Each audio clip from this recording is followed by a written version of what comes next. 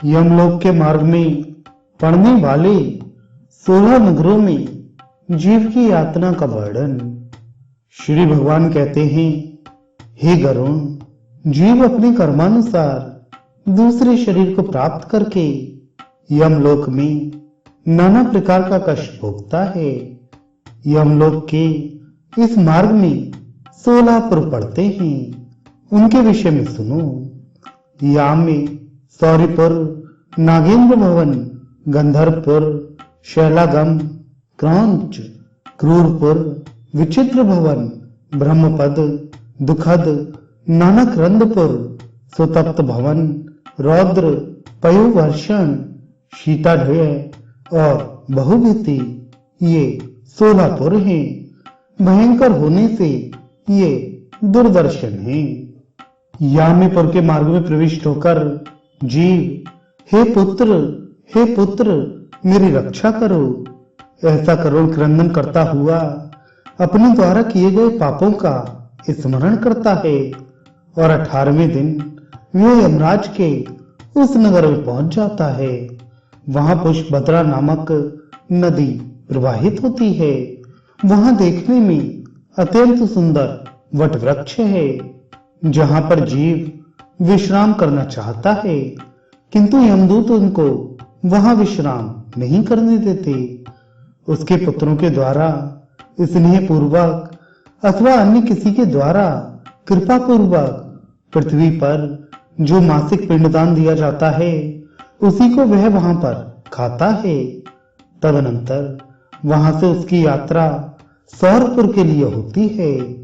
चलता हुआ वह मार्ग में यमदूतों के द्वारा मुदगरों से पीटा जाता है।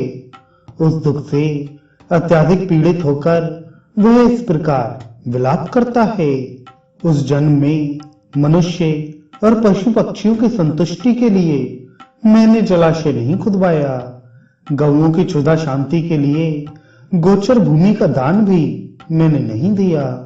अतः हे शरीर, जैसा तुमने किया है उसी के अनुसार अब तुम अपना निस्तार करो।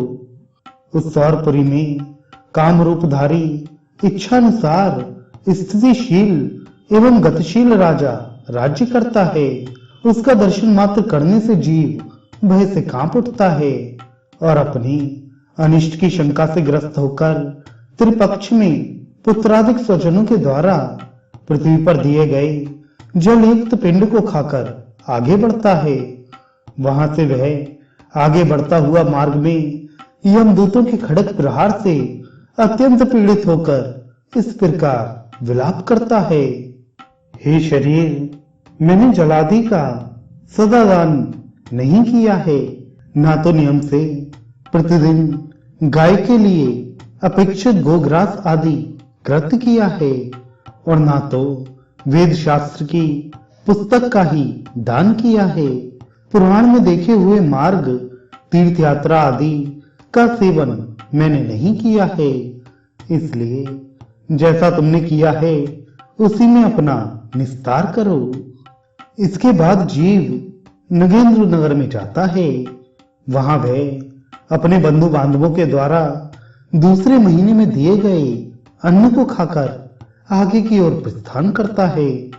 चलते हुए उसके ऊपर यमदूतों द्वारा कृपाण की मुट्ठियों से प्रहार किए जाने पर वह इस प्रकार प्रलाप करता है, बहुत बड़े पुण्यों को करने के पश्चात मुझे मनुष्य योनि प्राप्त हुई थी, किंतु मुझ मूर्खाधिराज का सब कुछ पराधीन हो गया, अर्थात मनुष्य योनि प्राप्त करके भी मैं कुछ सत्कर्म ना कर सका।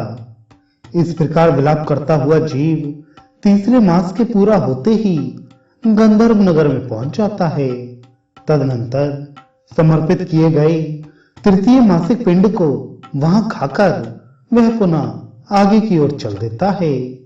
मार्ग में यमदूत उसको कृपाण के अग्रभाग से मारते हैं, जिससे आहत होकर वह पुनः इस प्रकार विलाप करता है, मैंने कोई दान नहीं दिया, अग्नि में आहुति नहीं डाली और ना तो हिमालय की गुफा में जाकर तप ही किया है।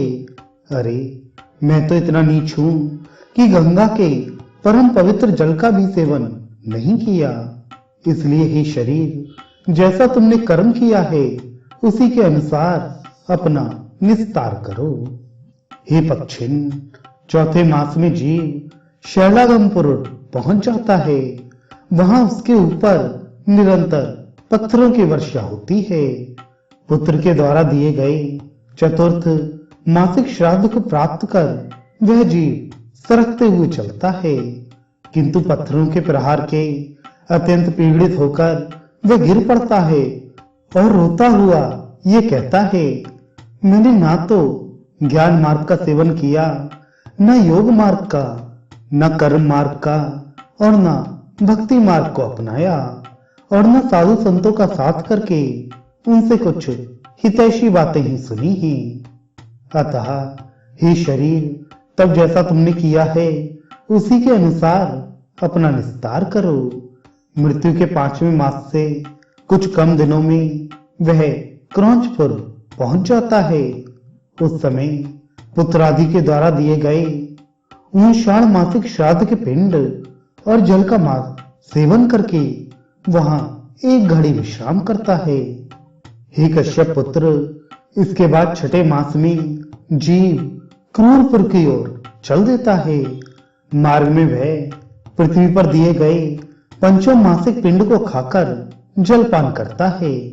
तत्पश्चात वह क्रूरपुर की ओर फिर बढ़ता है, किंतु यमदूत मार्ग में उसको अस्त्र पट्टिश द्वारा मारते हैं, जिससे वह गिर पड़ता है और इस प्रकार विलाप करता है, हे मेरे माता पिता और भाई बंधु, हे मेरे पुत्र, हे मेरी स्त्रियों, आप लोगों ने मुझे कोई ऐसा उपदेश नहीं दिया जिससे मैं उन दुष्कृत्यों से बच सकता जिनके कारण मेरी इस प्रकार की अवस्था हो गई। इस प्रकार का विलाप करते हुए उस जीव से यमदूत कहते हैं, अरे मूर्ख, तेरी कहां माता है, कहां पिता है, कहां स्त्री है, कहां पुत्र है और कहां मित्र है। तू अकेला ही चलते हुए इस मार्ग में अपने द्वारा किए गए दुष्कृत्यों के फल का उपभोग कर। हे मूर्ख, तू जान ले, इस मार्ग में चलने वाले लोगों को दूसरे की शक्ति का आश्रय करना व्यर्थ है। परलोक में जाने के लिए पराये आश्रय की आवश्यकता नहीं होती। वहां स्वकर्म जनित पुण्य ही साथ देता है। तुम्हारा तो उसी मार्ग से गमन निश्चित है जिस मार्ग में किसी क्रय विक्रय के द्वारा भी अपेक्षित सुख साधन का संग्रह नहीं किया जा सकता। इसके बाद वह जीव विचित्र नगर के लिए चल देता है। रास्ते में यमदूत उसको शूल के प्रहार से आहत कर देते हैं, जिसके कारण वह दुखित होकर इस प्रकार का विलाप करता है, हाय, मैं कहां चला जा रहा हूं, मैं तो निश्चित ही अब जीवित रहना नहीं चाहता, फिर भी जीवित हूं। मरे हुए प्राणी की मृत्यु पुनः नहीं होती। इस प्रकार का विलाप करता हुआ वह जीव यातना शरीर की धारण करके विचित्र नगर में जाता है, जहां पर विचित्र नाम का राजा राज्य करता है। वहां पर वह शाण मासिक पिंड से अपनी क्षुधा को शांत करके आगे आने वाले नगर की ओर चल देता है। मार्ग में यमदूत भाले से प्रहार करते हैं, जिससे संतरस्त होकर वह इस प्रकार विलाप करता है, मेरे माता पिता, भाई, पुत्र कोई है अथवा नहीं है जो इस दुख के सागर में गिरे हुए मुझ पापी का उद्धार कर सके। ऐसा विलाप करता हुआ वह जीव मार्ग में चलता रहता है। उसी मार्ग में वैतरणी नाम की एक नदी पड़ती है, जो 100 योजन चौड़ी है और रक्त तथा पीप से भरी हुई है। जैसे ही मृतक उस नदी के तट पर पहुंचता है, वैसे ही वहां पर नाव वाले मल्लाह आदि उसको देखकर यह कहते हैं कि यदि तुमने वैतरणी गौ का दान दिया है तो इस नाव पर सवार हो जाओ और सुखपूर्वक इस नदी को पार कर लो। जिसने वैतरणी नामक गौ का दान दिया है वही सुखपूर्वक इस नदी को पार कर सकता है। जिस व्यक्ति ने वैतरणी गौ का दान नहीं दिया है, उसको नाविक हाथ पकड़कर घसीटते हुए ले जाते हैं। तेज और नुकीली चोंच से कौवा, बगला तथा उलूक नामक पक्षी अपने प्रहार से उसे अत्यंत व्यथित करते हैं। हे पक्षिन, अंत समय आने पर मनुष्य के लिए वैतरणी का दान ही हितकारी है। यदि प्राणी अपने जीवन काल में वैतरणी नामक गौ का दान देता है, तो वह गौ समस्त पापों को विनष्ट कर देती है और उसको यमलोक ना ले जाकर विष्णु लोक को पहुंचा देती है। 7वां मास आ जाने पर मृतक ब्रह्मपद नामक पुर में आ जाता है। वहां पर सप्तमासिक सोदक पिंड का सेवन करके आगे बढ़ते हुए परी के आघात से पीड़ित होकर वह इस प्रकार विलाप करता है। हे शरीर, मैंने दान, आहुति, तप, तीर्थ स्थान तथा परोपकार आदि सत्कृत्य जीवन पर्यंत नहीं किया है। हे मूर्ख, अब जैसा तुमने कर्म किया वैसा ही भोग करो। हे गरुण, इसके बाद वह जीव 8वें मास में दुखदपुर पहुंचता है। वहां स्वजनों के द्वारा दिए गए अष्टमासिक पिंड और जल का सेवन करके नाना क्रंद नामक पुर की ओर प्रस्थान कर देता है। मार्ग में चलते हुए मूसलाघात से पीड़ित होकर वह इस प्रकार विलाप करता है। हाय, कहां चंचल नेत्रों वाली पत्नी के चापलूसी भरे वचनों के द्वारा किए गए मनोविनोदों के बीच मेरा भोजन होता था, और कहां भाला बर्छियों तथा मूसलों के द्वारा मुझे मारा जा रहा है। इस प्रकार विलाप करता हुआ वह जीव 9वें मास में नाना क्रंदपुर पहुंच जाता है। तदनंतर 9वें मास में पुत्र द्वारा दिए गए पिंड का भोजन करके वह नाना प्रकार का विलाप करता है। तत्पश्चात यमदूत 10वें मास में उसको सुतप्त भवन ले जाते हैं। मार्ग में वे उसको हल से मारते पीटते हैं, जिससे आहत होकर वह इस प्रकार विलाप करता है। हाय, कहां पुत्रों के कोमल कोमल हाथों से मेरे पैर दावे जाते थे, और कहां आज इन यमदूतों के वज्र सदृश कठोर हाथों से पैर पकड़कर मुझे निर्दयता पूर्वक घसीटा जा रहा है। 10वें मास में वहीं पर पिंड और जलभोग का उपभोग करके वह जीव पुनः आगे की ओर सरकने लगता है। 11वां मास पूर्ण होते ही वह रुद्रपुर पहुंच जाता है। मार्ग में यमदूत जैसे ही उसकी पीठ पर प्रहार करते हैं, वह चिल्लाते हुए इस प्रकार विलाप करता है। कहां मैं रुई से बने हुए अत्यंत कोमल गद्दे पर लेटकर प्रतिक्षण करवटें बदलता था, और कहां आज यमदूतों के हाथों से निर्दयता पूर्वक मारे जा रहे लाठियों के प्रहार से कटी पीठ से करवट बदल रहा हूं। हे द्विज, इसके पश्चात वह जीव पृथ्वी पर दिए गए जल सहित पिंड को खाकर पयोवर्षण नामक नगर की ओर प्रस्थान करता है। रास्ते में यमदूत कुल्हाड़ी से उसके सिर पर प्रहार करते हैं। हताहत होकर वह इस प्रकार विलाप करता है। हाय, कहां भृत्यों के कोमल कोमल हाथों से मेरे सिर पर सुवासित तेल की मालिश होती थी, और कहां आज क्रोध से परिपूर्ण यमदूतों के हाथों से मेरे सिर पर कुल्हाड़ियों का प्रहार हो रहा है। इस पर्यवर्षण नामक नगर में वह मृतक उनाब्दिक श्राद्ध का दुखपूर्वक उपभोग करता है। तदनंतर वर्ष बीतते ही वह शीतार्ध नगर की ओर चल देता है। मार्ग में बढ़ते हुए उस मृतक की जिह्वा को यमदूत छुरी से काट डालते हैं, जिससे दुखित होकर वह इस प्रकार विलाप करता है। अरे, कहाँ परस्पर प्रिय वार्तालापों के द्वारा इस जिह्वा के रस माधुर्य की प्रशंसा की जाती थी, कहाँ आज मुख खोलने मात्र पर ही तलवार के समान तीक्ष्ण छुरी के आदि के द्वारा मेरे इस जिह्वा को काट दिया जा रहा है।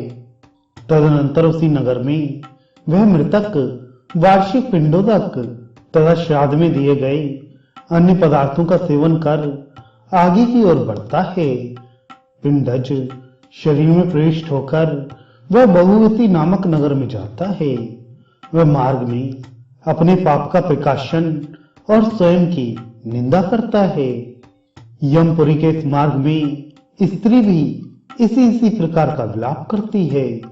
इसके बाद वह मृतक अत्यंत निकट ही स्थित यमपुरी में जाता है। वह याम्य लोक 44 योजन में विस्तृत है। उसमें श्रवण नामक 13 प्रतिहार हैं। उन प्रतिहारों को श्रवण कर्म करने में प्रसन्नता होती है, अन्यथा वे क्रुद्ध हो जाते हैं। ऐसे लोक में पहुंचने के पश्चात प्राणी मृत्यु काल तथा अंतक आदि के मध्य में स्थित क्रोध से लाल लाल नेत्रों वाले काले पहाड़ के समान भयंकर आकृति से युक्त यमराज को देखता है। विशाल दांतों से उनका मुखमंडल बड़ा ही भयानक लगता है। उनकी भ्रू भंगिमाएं तनी रहती हैं, जिससे उनकी आकृति भयानक प्रतीत होती है। अत्यंत विकृत मुखाकृतियों से युक्त सैकड़ों व्याधियां उनके चारों ओर से घेरे हुई हैं। उनके एक हाथ में दंड और दूसरे हाथ में बहरा पाश रहता है। यमलोक में पहुंचा हुआ जीव यम के द्वारा बताई गई शुभाशुभ गति को प्राप्त करता है। जैसा मैंने तुमसे पहले कहा है, उसी प्रकार की पापात्मक गति पापी जीव को प्राप्त होती है।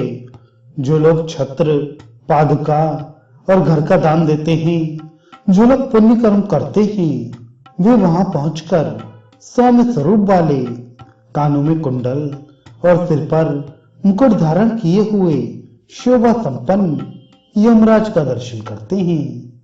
चूंकि वहां जीव को बहुत भूख लगती है, इसलिए एकादशा, द्वादशा, षणमास तथा वार्षिक तिथि पर बहुत से ब्राह्मणों को भोजन कराना चाहिए।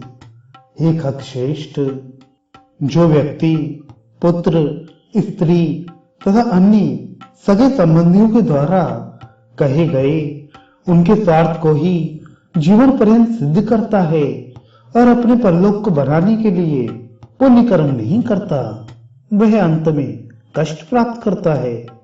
हे गरुण, मृत्यु के पश्चात संयमनीपुरी को जाने वाले प्राणी की जो गति होती है और वर्ष पर्यंत जो कृत किए जाते हैं, उसको मैंने कहा।